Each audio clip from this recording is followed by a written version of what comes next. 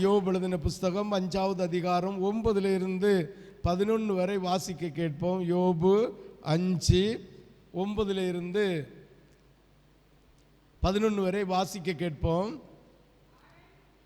ஆராய்ந்து முடியாத பெரிய காரியங்களையும் எண்ணி முடியாத அதிசயங்களையும் அவர் செய்கிறார். தாழ்ந்தவர்களை உயரத்தில் வைத்து துக்கிக்கிறவர்களை ரட்சித்து அவர் உயர்த்துகிறார். ஹல்லேலூயா, ஹல்லேலூயா. ரெண்டு விதத்தில் இதை எடுக்கலாம். ஒன்று, நம்முடைய ஆஸ்தியில் தாழ்ந்தவன், அதாவது வறுமைப்பட்டிருக்கிறவனையும் கர்த்தர் உயரத்தில் கொண்டு வைத்திருக்கிறார். இன்னொன்று, தன்னுடைய இருதயத்தை தாழ்த்தினவர்களையும் கர்த்தர் உயரத்தில் கொண்டு வைத்திருக்கிறார். ஹல்லேலூயா. நிச்சயமாகவே கர்த்தர் இதை செய்வேன் என்று நமக்கு வாக்கு தருகிறார். விசுவாசிக்கிறவங்க ஒரு அல்லேலூயா சொல்லலாமே. அவர் தாழ்ந்தவர்களை உயரத்தில் வைத்து துக்கிக்கிறவர்களை ரட்சித்து உயர்த்த அவர் வல்லவராயிருக்கிறார். ஹல்லேலூயா. 11ஆம் வசனம், அவர் பூமியின் மேல் மழையை வர்ஷிக்க பண்ணி வெளி நிலங்களின் மேல் தண்ணீர்களை வருவிக்க அவர் வல்லவராயிருக்கிறார். ஹல்லேலூயா, ஹல்லேலூயா. இதையும் ரெண்டு விதத்தில் எடுக்கலாம். ஒன்று, உலகத்தில் வறுமையோடு இருக்கிற பிள்ளைகளுக்கு தேசத்தில் நன்மைகளை உண்டாக்கி அவர் நமக்கும் நன்மைகளை தர வல்லவராயிருக்கிறார். இன்னொன்று, ஆவிக்குரிய வாழ்க்கையில் நம்முடைய நிலை தப்பி போயிருந்தால், ஆவிக்குரிய வாழ்க்கையில் அபிஷேகத்தினால் குறைவுபட்டிருந்தால், அவர் அபிஷேக மழையினால் உன்னை நிரப்பி அவர் உன்னை உற்சாகப்படுத்த வல்லவராயிருக்கிறார். ஹல்லேலூயா, ஹல்லேலூயா. எந்த விதத்தில் ஆனாலும் கர்த்தர் நம்மை மகிமைப்படுத்த வல்லவராயிருக்கிறார். விசுவாசிக்கிறவர்கள் ஒரு அல்லேலூயா சொல்லலாமே. கரத்தை உசத்தி ஒரு அல்லேலூயா சொல்லலாமே.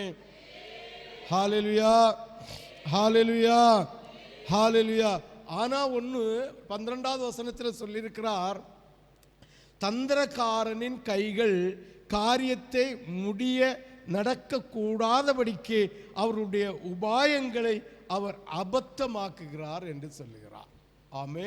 இந்த 3 வசனத்திலும் நல்ல வார்த்தைகளை தந்த தெய்வம், இந்த 3 வசனத்திலும் நல்ல வார்த்தைகளை தந்த தெய்வம் 4வது வசனத்தில் தந்திரக்காரனை, ஆண்டவரை ஏமாத்துகிறவனை, ஆண்டவருக்கு எதிராக செயல்படுகிறவரை, ஆண்டவருடைய ஆராதனைகளை புறந்தள்ளுகிறவனை, மொத்தத்தில் ஆண்டவருடைய இருதயத்துக்கு பிரியமில்லாத செய்கிற தந்திரக்காரனை அவர் என்ன செய்கிறார்?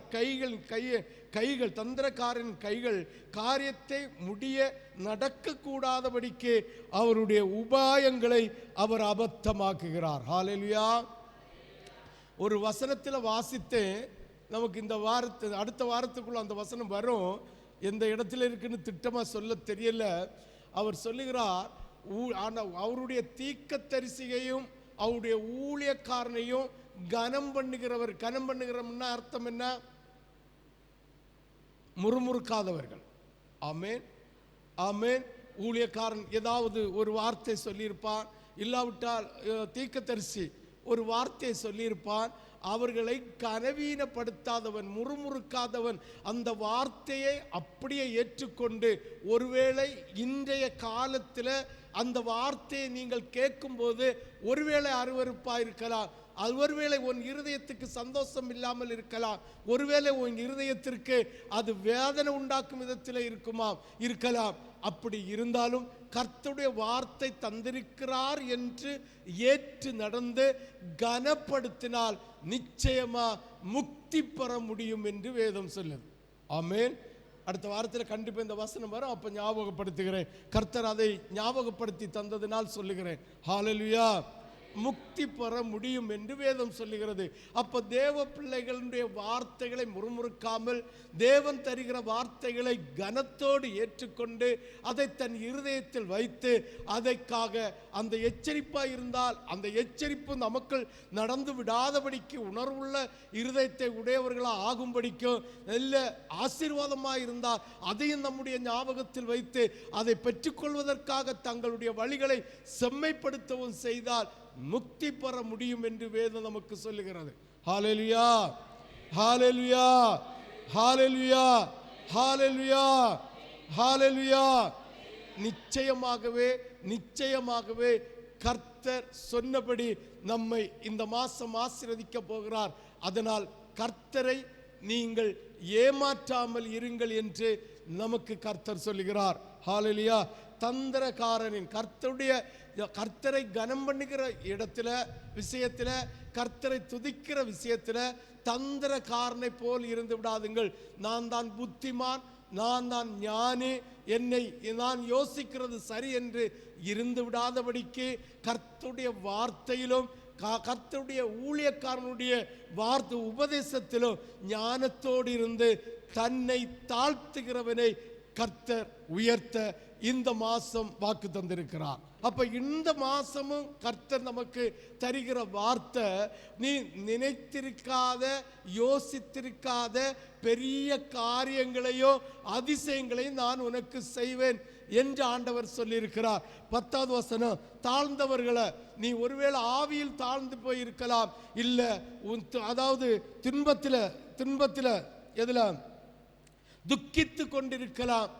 உங்களை கர்த்தர் கண்டேன் என்று கர்த்தர் தேசத்திலே துக்கிக்கப்பட்டிருக்கிறவர்களையும் ஆவியின் வல்லமையிலே குன்றியிருக்கிறவர்களையும் கண்டேன், அவர்களை உயர்த்த நான் இந்த மாசத்தில் வல்லவராயிருக்கிறேன் என்றும், அவர் பூமியின் மேல் மழையை பெய்ய பண்ணி, ஒருவேளை ஆவியை குறைப்பட்டிருந்தால் ஆவியின் மழையை ஊற்றி, இல்லாவிட்டால் தேசத்திலே நன்மைகளை உண்டு பண்ணி நம்மை அவர் அதிசயங்களை காண செய்கிற தேவன் என்று சொல்லியிருக்கிறார். இதே போல ஆண்டவராகிய தேவனிடத்தில் தந்திரமாக நீ பரிமாறினால், தந்திரமாக செயல்பட்டார், ஆண்டவருடைய வார்த்தையை, ஆண்டவருடைய ஊழியக்காரனுடைய உபதேசங்களை கனவீனப்படுத்தும்படியாக வாழ்ந்து கொண்டிருப்பீர்களானால் கண்டிப்பாகவே உங்களுடைய கையின் காரியங்களை வாய்க்க பண்ணாமல் அவர் தடை செய்வேன் என்றும் வாக்கு தந்திருக்கிறார். இதில் 2ல் எதை தெரிந்து கொள்ள வேண்டுமோ அதை நாம் தெரிந்து கொள்ளலாம். ஆண்டவருடைய விருப்பம், ஆண்டவருடைய சித்தம் இந்த மாசத்திலே அற்புதங்களையும் அடையாளங்களையும் எண்ணி முடியாத பெரிய காரியங்களையும் அவர் செய்ய அவர் சித்தம் உண்டு இன்று நம் மத்தியில் பிரசன்னமாயிருக்கிறார். விசுவாசிக்கிறவர்கள் ஒரு அல்லேலூயா சொல்லலாமே? விசுவாசத்தோடு ஒரு அல்லேலூயா சொல்லலாமே? 1 நாளாகமும் 16வது அதிகாரம் 12 இருந்து வாசிக்க கேட்போம்.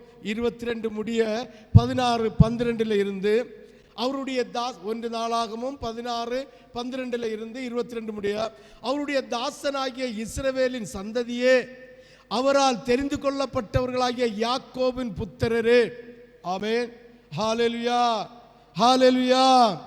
ஆண்டவராகிய தெய்வம் கிறிஸ்தவர்களாகிய இந்த தேசத்து ஜனங்களையும் துதிக்கிற பிள்ளைகளாகிய அவருடைய யாக்கோபுடைய சந்ததியையும் அவர் உள்ளத்தில் விரும்புகிற தேவனாயிருக்கிறார்.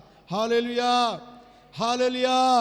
அவரால் தெரிந்து கொள்ளப்பட்டவர்களாகிய யாக்கோபின் புத்திரரே, அவர் செய்த அதிசயங்களையும் அவருடைய அற்புதங்களையும் அவர் வாக்கின் நியாய தீர்ப்புகளையும் நினைவு கூறுங்கள். ஆமென், ஹalleluya. ஆண்டவராகிய தெய்வம் நமக்கு செய்த அடையாளத்தையும் அற்புதத்தையும் நியாயங்களையும் நாம் ஒரு விசை நினைவு கூற சொல்லுகிறார். அதைவிட பெரிய காரியங்களை இந்த மாசத்தில் நமக்கு செய்வேன் என்று சொல்லுகிறார். ஹalleluya. ஆஸ்பத்திரியில இல்ல வியாதியோட, இல்ல துக்கத்தோட, இல்ல வறுமையில உங்களையோ உங்களுடைய குடும்பங்களோ ஆட்கொண்டிருக்குமானால் நிச்சயமாகவே அவர் பரிபூர்ண விடுதலையை தந்து உங்களை மனமகிழ்ச்சியோடு வாழ வைப்பேன். அந்த பெரிய காரியங்களையும் வறுமையோடு இருக்கிற பிள்ளைகளுக்கு எத்திசையிலும் இருந்து வருமானங்களையும் கொண்டு தருகிற நல்ல தேவனாயிருக்கிறார். ஒன்றே ஆண்டவருடைய காரியங்கள்ல நீ தந்திரசாலியாய், உன்னை போல ஞானி உண்டோ என்று சிந்தித்து விடாமல் தன்னை தாழ்த்தி கர்த்தருடைய சமூகத்தில் உன்னை உயர்த்தாதபடிக்கு நீ பாதுகாத்து கொண்டால் இதை உனக்கு செய்ய அவர் வல்லவராயிருக்கிறார். ஹalleluya. 14, அவரே நம்முடைய தேவனாகிய கர்த்தர், அவருடைய நியாய தீர்ப்புகள் பூமி எங்கும் விளங்கும். ஹalleluya. இன்று நமக்கு, நீண்டு நம்முடைய திருச்சபைக்கு, இல்ல ஆண்டவரை துதிக்கிற பிள்ளைகளுக்கு செய்கிற அடையாளங்களையும் அற்புதங்களையும் நியாயங்களையும் இந்த தேசம் காணும்படி செய்யுமா, பூமி எங்கும் விளங்கும்படி அவர் செய்ய போகிறார். மறைந்திருக்கிற உன்னையும் என்னையும், மறைந்திருக்கிற தேவனை துதிக்கிற பிள்ளைகளை கர்த்தர் நிச்சயமாக உயர்த்த அவர் வல்லவராயிருக்கிறார். ஆசீர்வாதத்திலும் ஆவிக்குரிய வாழ்க்கையிலும் அவர் உயர்த்த அவர் வல்லவராயிருக்கிறார். விசுவாசிக்கிறவர்கள் ஒரு அல்லேலூயா சொல்லலாமே. முழு இருதயத்தோடு ஒரு அல்லேலூயா சொல்லலாமே. அவர் நம்முடைய தேவனாகிய கர்த்தர், அவருடைய நியாய தீர்ப்புகள் பூமி எங்கும் விளங்கும். 15வது வசனம், 1000 தலைமுறைக்கென்று அவர் கட்டளையிட்ட வாக்கையும் ஆபிரகாமோடு அவர் பண்ணின உடன்படிக்கையும். ஆமென். 1000 வருஷத்திற்கு உன்னையும் உன் சந்ததியும் ஆசீர்வதிப்பேன் என்று ஆபிரகாமோடு செய்த உடன்படிக்கையும் அவர் நிச்சயமா நமக்கும் அதை தந்து பாதுகாக்க வல்லவராயிருக்கிறார். 16வது வசனம், அவர் ஈசாக்கு இட்ட ஆணையையும் என்றென்றைக்கும் நினைத்து பாருங்கள். ஹல்லேலூயா, ஹல்லேலூயா. அவர் ஈசாக்கு இட்ட ஆணையையும் என்றென்றைக்கும் நினைத்து பாருங்கள். ஆமென். அவர் நினைத்து பாருங்கள் என்று நம்மோடு சொல்லுகிறார். அவருடைய முற்பிதாக்களுக்கு நம்முடைய முற்பிதாக்களுக்கு இல்லை, நம்முடைய முதற்காலத்தில் அவர் நமக்கு செய்த காரியங்களையும் அடையாளங்களையும் அற்புதங்களையும் நினைத்து பார்த்து அவர் நமக்கு நன்மையை வல்லமையை நமக்கு தந்த வாக்கு தத்தத்தை நிறைவேற்ற வல்லவராயிருக்கிறார் என்று நினைவு கூறுங்கள் என்று ஆண்டவராகிய தேவன் உங்களை பார்த்து சொல்லுகிறார். ஹல்லேலூயா, ஹல்லேலூயா, ஹல்லேலூயா. 17, அவர் யாக்கோபுக்கு பிரமாணமாகவும் இஸ்ரவேலுக்கு நித்திய உடன்படிக்கையாகவும் உறுதிப்படுத்தி. ஆண்டவராகிய தெய்வம் நீ ரட்சிக்கப்பட்ட போது ஆண்டவர் உனக்கு தந்த உடன்படிக்கையும் அவர் உனக்கு தந்த நிச்சயத்தையும் நீ ஆண்டவரோடு உறுதிப்படுத்தி கொள்ள நீ கடமைப்பட்டவனாய் இருப்பீர்களானால் கர்த்தர் உங்களை உயர்த்த அவர் வல்லவராயிருக்கிறார். விசுவாசத்தோடு ஆண்டவருக்கு ஒரு அல்லேலூயா சொல்லலாமே. முழு இருதயத்தோடு ஒரு அல்லேலூயா சொல்லலாமே. 18, உங்கள் சுதந்திர பாகமாக கானான் தேசத்தை உனக்கு தருவேன் என்றார். நிச்சயமாக இந்த 8வது மாசத்துல கர்த்தர் பெரிய காரியங்களை செய்து கானான் தேசத்தில் கர்த்தராகிய தெய்வம் நாட்டப்பட்ட விருட்சங்களின் கனிகளை இஸ்ரவேல் ஜனங்களுக்கு புசிக்க தருவேன் என்று சொல்லி அதை கொடுத்தது போல இந்த தேசத்தில் கர்த்தருடைய கரம் ஆசீர்வதிக்கப்பட்டிருக்கிற தேசங்களை கர்த்தர் கூட இருந்து யுத்தம் செய்து அதை உங்களுக்கு புசிக்க இல்லை அனுபவிக்க தருவேன் என்று வாக்கு தருகிறார். ஹல்லேலூயா. விசுவாசிக்கிறவர்கள் ஒரு அல்லேலூயா சொல்லலாமே. முழு இருதயத்தோடு ஒரு அல்லேலூயா சொல்லலாமே. முழு பலத்தோடு ஒரு அல்லேலூயா சொல்லலாமே. உங்கள் சுதந்திர பாகமாகிய கானான் தேசத்தை உங்களுக்கு ஆண்டவர் தந்த வாக்கு தத்தத்தை சுதந்தரிக்கும்படியாக கர்த்தர் இந்த மாசத்தில் உன்னை விளைச்சல்களையும் அறுவடைகளையும் சமாதானத்தையும் காணும்படியாக உன்னை செய்ய அவர் கடந்து இந்த திருச்சபையில் வந்து உன்னை ஆசீர்வதிக்க வல்லவராயிருக்கிறேன் என்று வார்த்தை தருகிறார். ஹல்லேலூயா. அக்காலத்தில் அவர்கள் கொஞ்சம் தொகைக்குட்பட்ட சொற்ப ஜனங்களும் பரதேசிகளுமாயிருந்தார்கள். அதே போலதான் கர்த்தர் என்று உன்னோடு சொல்லுகிறார். இந்த திருச்சபை ஒருவேளை கொஞ்சம் ஜனமாயிருக்கலாம், இல்லாவிட்டால் நாம் பரதேசியை போல் இருக்கலாம். கர்த்தர் உன்னையும் என்னையும் கண்டு அழைத்து இந்த இடத்தில் கொண்டு வந்து இந்த மாசத்திலே இந்த கானான் தேசத்தை சுதந்தரிக்க தருவேன் என்று சொன்னது போல இந்த மாசத்திலே உனக்கு தந்த வாக்கு தத்தங்களையும் பல பெரிய காரியங்களையும் அவர் உனக்கு அதிசயமாக செய்ய அவர் வல்லவராயிருக்கிறார் என்று கர்த்தர் வார்த்தை தருகிறார். விசுவாசிக்கிறவர்கள் ஒரு அல்லேலூயா சொல்லலாமே. முழு இருதயத்தோடு ஒரு அல்லேலூயா சொல்லலாமே. 20, அவர்கள் ஒரு ஜனத்தை விட்டு மறு ஜனத்தண்டைக்கும் ஒரு ராஜ்யத்தை விட்டு மறு தேசத்தண்டைக்கும் போனார்கள். அவர்களை ஒடுக்கும்படி ஒருவருக்கும் இடம் கொடுக்காமல் பாதுகாத்த தேவன். ஹல்லேலூயா. தேசம் விட்டு தேசம் போய் ஆண்டவருடைய நாமத்தை மகிமைப்படுத்தினாலும் தேசம் விட்டு தேசம் போய் பிழைப்பு தேடின எந்த காரியத்தை செய்தாலும், ஆவிக்குரிய காரியமாக இருந்தாலும் உலகத்துக்குரிய காரியமாக இருந்தாலும், எந்த தேசத்தின் புறஜாதிகளை கொண்டு எந்த தேசத்து ஜனங்களை கொண்டு உங்களை ஒடுக்க விடாமல் பாதுகாக்கிற தேவன். ஆமென், ஹல்லேலூயா. தந்திரமா காரியங்களை செய்யாதபடிக்கு ஞானத்தோடு இருந்தால் நிச்சயமா கர்த்தர் இந்த 30 நாளைக்குள்ள பெரிய காரியங்களை செய்வார். ஆமென், ஆமென். விசுவாசம் உள்ளவர்கள் ஒரு அல்லேலூயா சொல்லலாமே. ஹல்லேலூயா. அப்ப தந்திரமா நம்ம ஆண்டவருக்கு விரோதமா, ஆண்டவருக்கு பிரியமில்லாத காரியங்களை தந்திரமா செய்தா கர்த்தருடைய இரக்கம் நம்மை விட்டு மாறும். ஆமென், ஹல்லேலூயா, ஹல்லேலூயா, ஹல்லேலூயா. நம்மை விட்டு மாறாம இருக்க வேண்டுமானால் தந்திரத்தை நம்முடைய, அதாவது இதுக்கு அர்த்தம் என்னன்னா, நம்முடைய விசேஷித்த ஞானம், நம்முடைய அறிவு, நம்முடைய சிந்தனையை செயல்படுத்தாமல் கர்த்தருடைய உபதேசம், கர்த்தருடைய வார்த்தையை நம்ம இரக்கத்தோடு கடைபிடிச்சா நிச்சயமா சொல்றேன் 30 நாளைக்குள்ள கர்த்தர் பெரிய காரியங்களை செய்வேன் என்று சொல்லி இருக்கிறார். ஆமென், ஹல்லேலூயா, ஹல்லேலூயா, ஹல்லேலூயா. எத்தனாவது வசனம்? அவர் 21 அவர்களை ஒடுக்கும்படி ஒருவருக்கு இடம் கொடாமல் அவர்கள் நிமித்தம் ராஜாக்களை கடிந்து கொண்டு. எப்படி? அவர் வாக்குத்தத்தம் பெற்ற உங்களின் நிமித்தம் ராஜாக்களை கடிந்து கொள்வார். ராஜாக்களை, ஆமென், ராஜாக்களை கடிந்து கொண்டு பாருங்க, அவர்களை ஒடுக்கும்படி ஒருவருக்கும் இடம் கொடாமல் அவர்கள் நிமித்தம் ராஜாக்களை கடிந்து கொண்டு, நான் அபிஷேகம் பண்ணினவர்களை நீங்கள் தொடாமலும் என்னுடைய தீர்க்கதரிசிகளுக்கு தீங்கு செய்யாமலும் இருங்கள் என்றார். ஹல்லேலூயா, ஹல்லேலூயா, ஹல்லேலூயா. நல்ல இயேசு தேவனுடைய அபிஷேகத்தை பெற்ற பிள்ளைகளை ஒருவனையும் தொட விட மாட்டார். ஆமென் சொல்லு. ஹல்லேலூயா, ஹல்லேலூயா, ஹல்லேலூயா. அவருடைய தீர்க்கதரிசிகளுக்கு ஒரு தீங்கு வர விட மாட்டார். ஆமென். அது தீங்கு வருதுன்னா பரலோகத்தில் தேவனுக்கு கிட்ட போயிருக்கின்ற தீங்கை அல்லாமல், அதாவது சுவிசேஷத்தின் மூலமாய் வருகிற தீங்கை அல்லாமல், தேவனுடைய இரத்த சாட்சியாய் தேவனுடைய ராஜ்யத்துக்கு போய் அவரோடு உறவாடக்கூடிய தீங்கை அல்லாமல் இந்த தேசத்துக்குரிய ஒரு தீங்கும் தர விட மாட்டார். ஆமென். யாருக்கெல்லாம் புரியுது? புரிஞ்சவங்க ஒரு அல்லேலூயா சொல்லலாமே.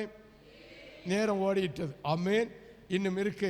கர்த்தர் அபிஷேகம் பட்டவனாகிய தாவீதுக்கு கர்த்தர் செய்த யுத்தங்களை, அதாவது ஒரு சில காரியங்களை பார்க்க நமக்கு நேரம் போதாதுன்னு நினைக்கிறேன். வசனத்தை மட்டும் எழுதி வைக்கிறீங்களா? வீல போய் 1 வாசிங்க.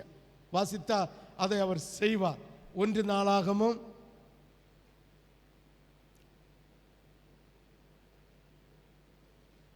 18வது அதிகாரம், 1 நாளாகமும் 18வது அதிகாரம் 1 முதல் 6 வசனம் நான் வாசித்து விடியே. இதற்கு பின்பு தாவீது பெலிஸ்தியரை முறியடித்து அவர்களை கீழ்ப்படுத்தி காத் பட்டணத்தையும் அதன் கிராமங்களையும் பெலிஸ்தியரின் கையிலிருந்து பிடித்து கொண்டார். ஹல்லேலூயா, ஹல்லேலூயா. இத நம்ம வேதத்தில் போய் தியானிங்க. அவ்வண்ணமாக கர்த்தர் புற ஜாதிகள்கிட்ட இருக்கிற ஆசீர்வாதத்தை பிடுங்கி உனக்கு தருவார். ஆமென், ஹல்லேலூயா. பிடுங்கி தருவார். ஆமென் சொல்லு. எந்த மாற்றமும் இல்லை. 2வது வசனத்தை பாருங்க. அவன் மோவாபியரையும் முறியடித்ததினால் மோவாபியர் தாவீதை சேவித்து அவனுக்கு காணிக்கைகளை செலுத்தினார். ஆமென். புறஜாதிகள் முறியடிக்கப்படுகிறது நிமித்தம், கர்த்தர் அவர்களை வாதிக்கிறது நிமித்தம், கர்த்தர் அவர்களுக்கு உபத்திரவத்தை கொடுக்கிறது நிமித்தம், அவர் ஒன்னுக்கிட்ட வந்து ஒன்னை பாதத்தில் விழுந்து ஆண்டவரேன்னு கூப்பிட்டு ஒன் மூலமாய் அவனுக்கு அதிசயத்தை செய்து காணிக்கையை, ஆசீர்வாதத்தை உனக்கு தர வல்லவராயிருக்கிறார். ஆமே.